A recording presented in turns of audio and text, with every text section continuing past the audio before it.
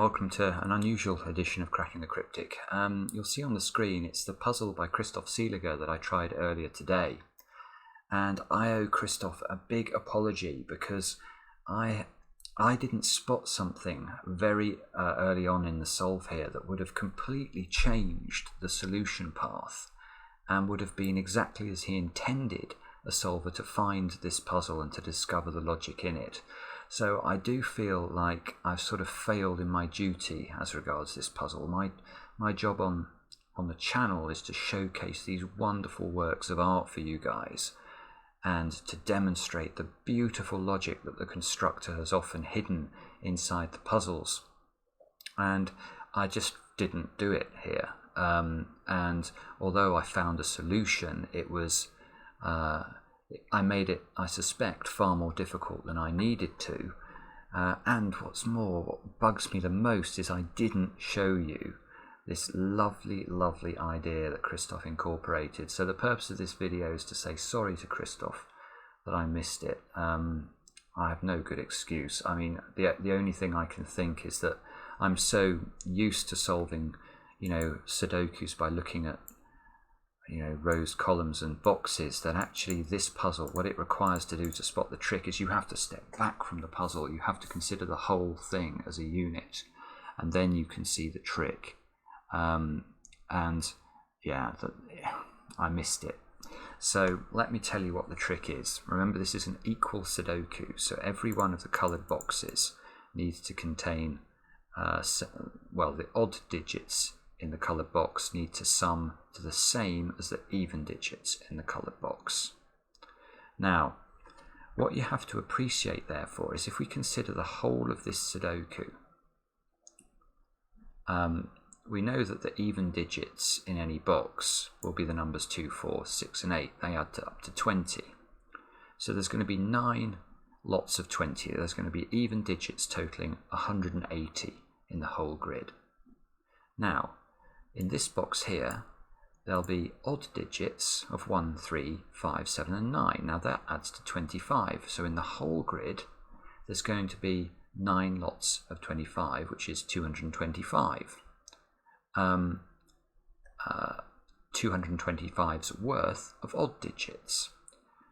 So the difference between those two numbers is 45. Where does that 45 go? Because in the whole of the grid, apart from these white squares, we know that the total of the odds will equal the total of the evens. So that 45 difference we've just discovered between the value of the odds in this puzzle and the value of this even has to go somewhere, and it can't go in the coloured squares. So how do we make 5 cells add up to the 45 difference we need? We make them all 9. I could have done this right at the start of the puzzle, and I wouldn't have been like somebody graffitiing on the Mona Lisa. It is... I'm so upset with myself. But what I wanted to do to try and make amends is to show you what the solve should have looked like had I not been a doofus. So let's go and try and make use of this beautiful logic Christoph's included.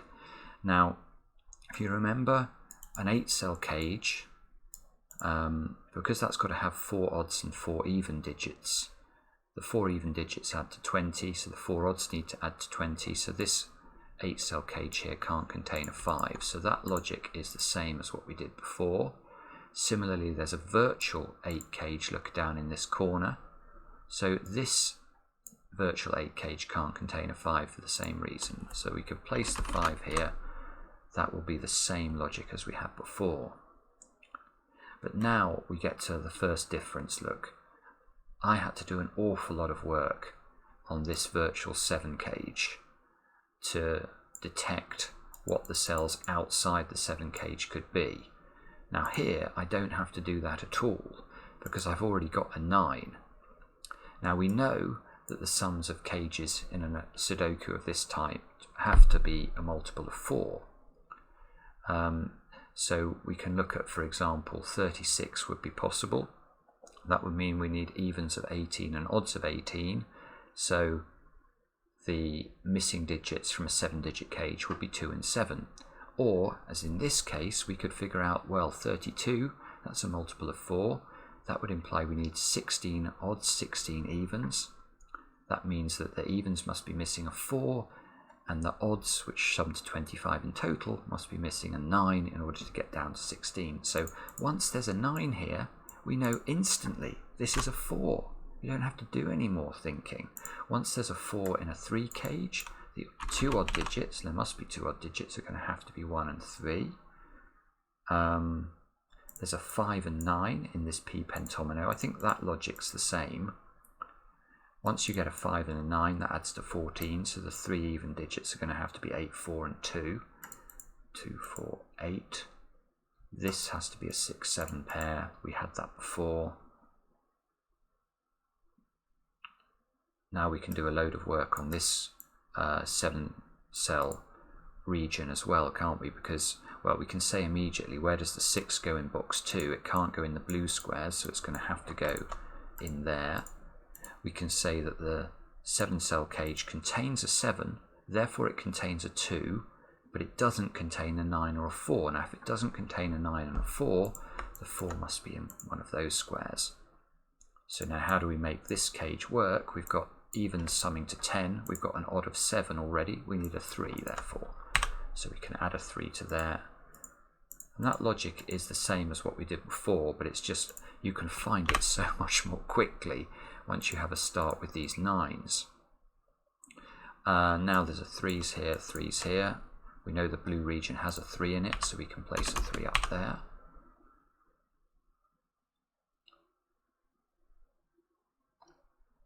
I think we did a little bit of work on the right hand side as well, didn't we? Because we noticed that this 3-cell region can't contain a 4. So the question is, what's the even digit that goes in this 3-cell cage? It can't be a 2, so it's going to have to be a 6 or an 8.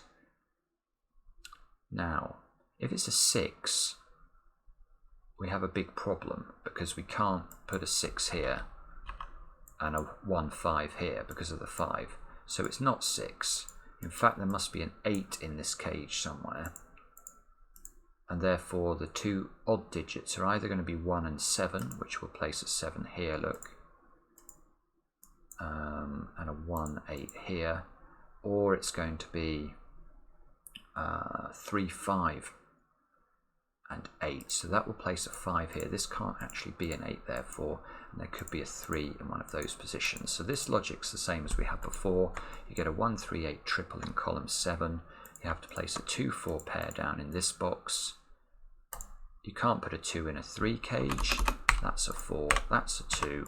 This is a 1, 3 pair. And what else can we do? That's got to be a 1, 3. That's got to be a 6, 8. But looking at the 5 in this box.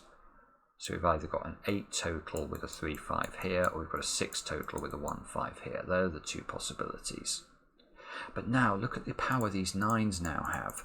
I had to worry about this 7-cell cage and whether its parity was such that it was missing a 2 and a 7, or it was missing a 4 and a 9. Here, it's totally obvious what it's missing. I don't have to do any more thinking. It's missing a 9, therefore it's missing a 4. Therefore there's a 4 here, and this is so much easier. Now there's a 4. It's missing a 4 here. There's no 4 here. There's no 4 here. There's a 4 there. That places the 6 here. That places the 8. That places the 3. There's no 6 in either of those two squares. The 4 means this square's got to be a 3. That's got to be a 4. Now, what can we do next?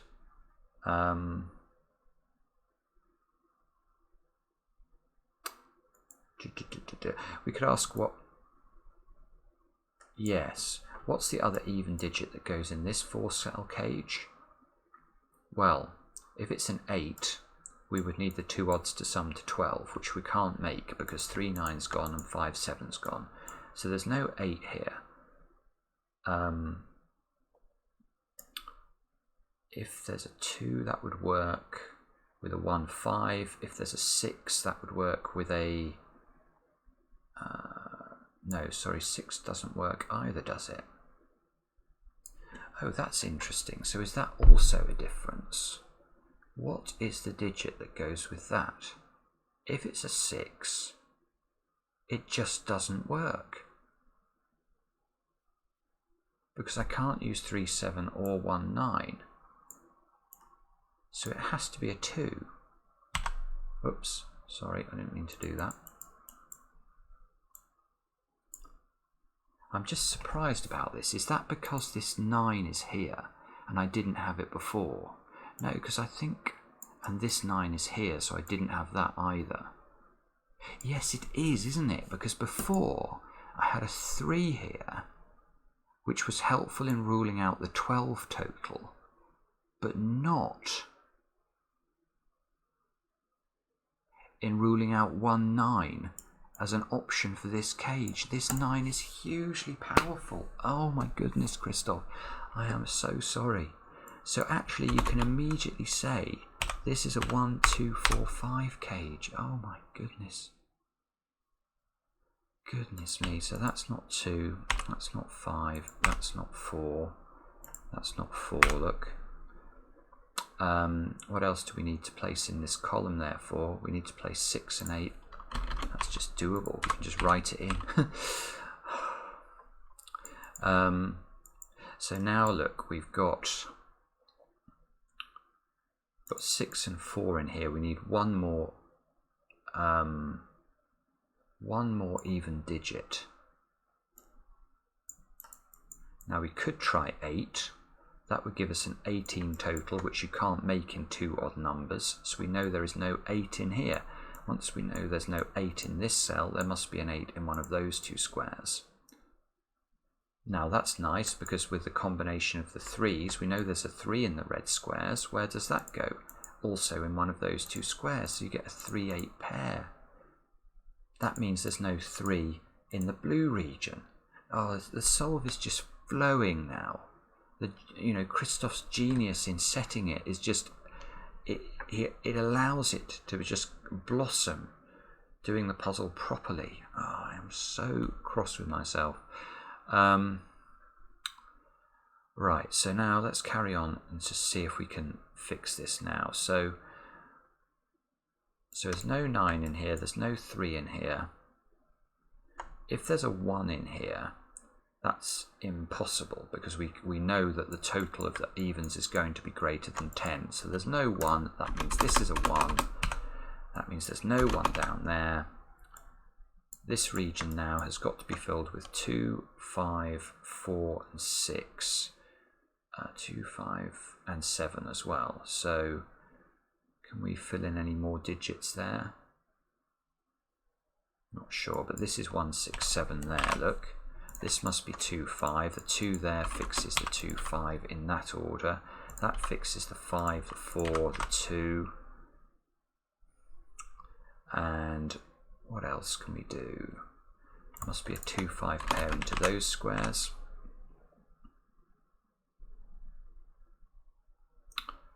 6, 7, 2, 5. This is 1, 2, 5 here. This is similar to what we had before. I don't think at this stage, at this particular moment anyway, that I was, that what I was doing was that different to what Christoph would have intended.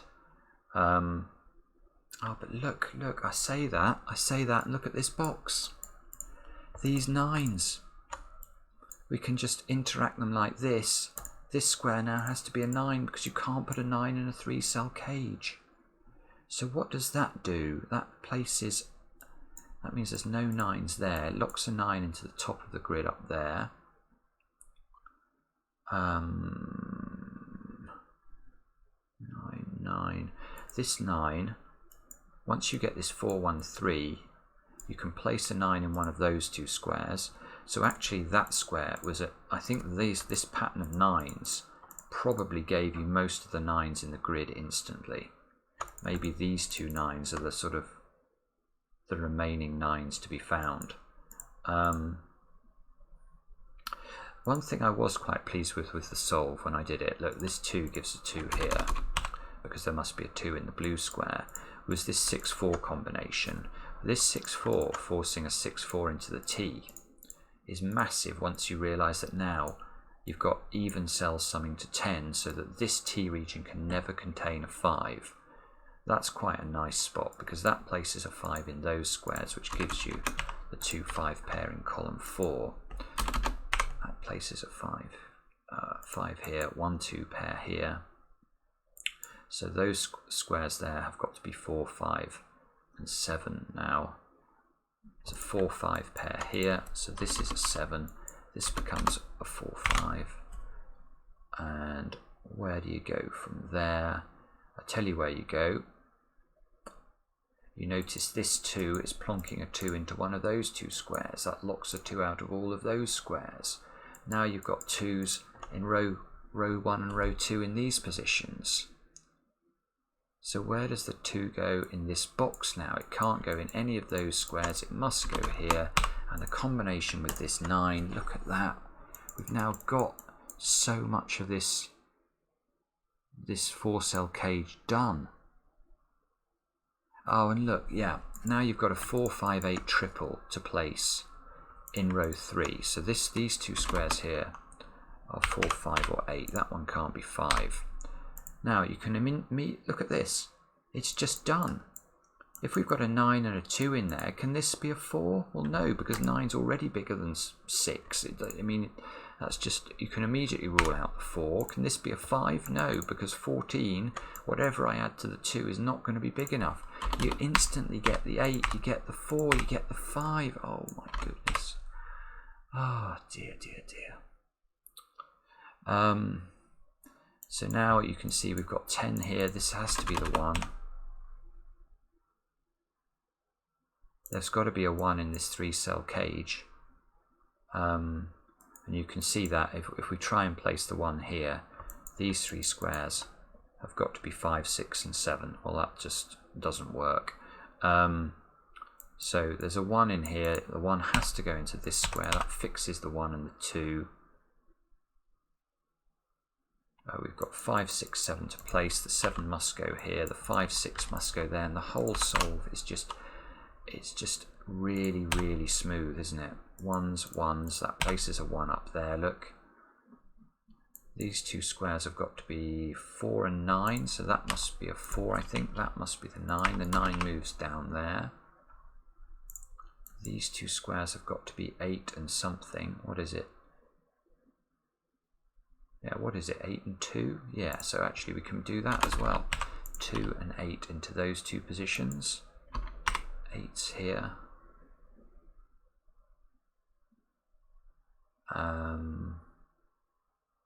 Sorry, I'm just trying to see if I can do this with a very smooth path. That square's a 6 or a 7. That's got to be a 2, look. This 4-cell cage is going to be forced now because it's got a 5 and a 7 in it as its 2 odd digits. Therefore, it requires an 8 as its other digit. That gives us a 5, 8 pair here. So this square has to be a 3. That fixes the 1, 8 there. That's got to be a 7 now. Oh my goodness. So if we look at these 2 squares now, you can see we're going to need 5 and 6, which is now resolved. That places a 6 with the 6, 8 here. That means that square's got to be a 7. 6, 8. That's got to be a 3 by Sudoku. That's got to be a 6 or an 8. Now, presumably, if we study this column a little bit, we can get the 5, we can get the 8.